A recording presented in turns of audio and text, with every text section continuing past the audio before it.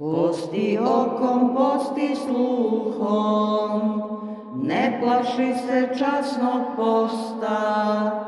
Posti nogom, posti rukom, da ti duša primi gosta.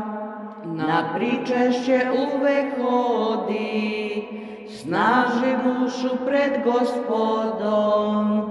Najbolji je post na vodi, tad je Hristos uvek s tobom.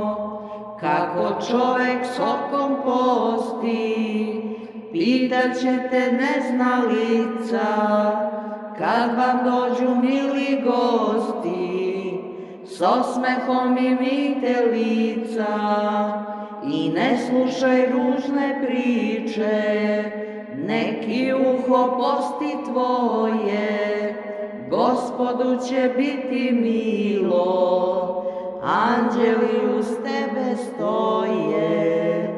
Kako nogom da postimo, kada noga nema usta, pravim putem da hodimo, ne treba nam staza pusta. Ko sa rukom posti smelo, lukavi ga neće sresti, s njom ne čini loše delo, pa ćeš snove slatke plesti. U postu je snaga duha i postom se duša snaži, dovoljno je šljiva suha i sa njom se glad ublaži.